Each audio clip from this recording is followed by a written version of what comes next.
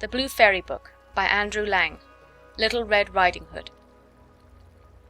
Once upon a time there lived in a certain village a little country girl, the prettiest creature was ever seen.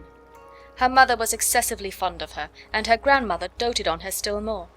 This good woman had made for her a little Red Riding Hood, which became the girl so extremely well that everybody called her Little Red Riding Hood. One day her mother, having made some custard, said to her, "Go, my dear, and see how thy grandmamma does, for I hear she has been very ill. Carry her a custard, and this little pot of butter." Little Red Riding Hood set out immediately to go to her grandmother, who lived in another village.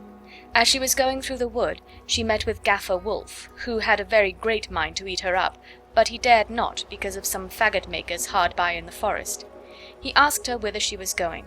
The poor child, who did not know that it was dangerous to stay and hear a wolf talk, said to him, "I am going to see my grandmamma, and carry her a custard and a little pot of butter from my mamma." "Does she live far off?" asked the wolf. "Oh, aye," answered Little Red Riding Hood. "It is beyond that mill you see there, at the first house in the village." "Well," said the wolf, "and I'll go and see her too. I'll go this way and you go that, and we shall see who will be there the soonest."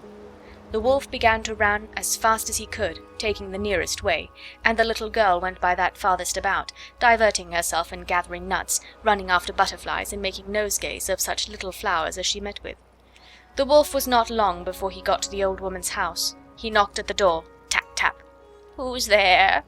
"Your grandchild, Little Red Riding Hood," replied the wolf, counterfeiting her voice, "who has brought you a custard and a little pot of butter sent you by mamma." The good grandmother, who was in bed because she was somewhat ill, cried out, "Pull the bobbin and the latch will go up." The wolf pulled the bobbin, and the door opened, and then presently he fell upon the good woman and ate her up in a moment, for it was above 3 days that he had not touched a bit. Then he shut the door and went into the grandmother's bed, expecting Little Red Riding Hood, who came some time afterward and knocked at the door. Tap, tap. "Who's there?"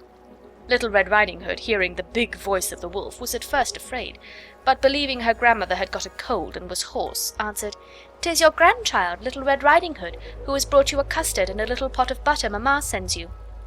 The wolf cried out to her, softening his voice as much as he could, "Pull the bobbin and the latch will go up."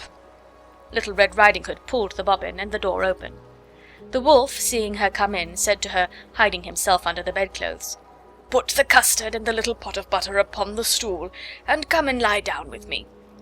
Little Red Riding Hood undressed herself and went into bed, where, being greatly amazed to see how her grandmother looked in her nightclothes, she said to her, "Grandmamma, what great arms you have got!" "That is the better to hug thee, my dear." "Grandmamma, what great legs you have got!" "That is to run the better, my child." "Grandmamma, what great ears you have got!" "That is the better to hear, my child." "Grandmamma, what great eyes you have got!" "It is to see the better, my child." "Grandmamma, what great teeth you have got!" "That is to eat thee up." And saying these words, this wicked wolf fell upon Little Red Riding Hood and ate her all up. End of Little Red Riding Hood.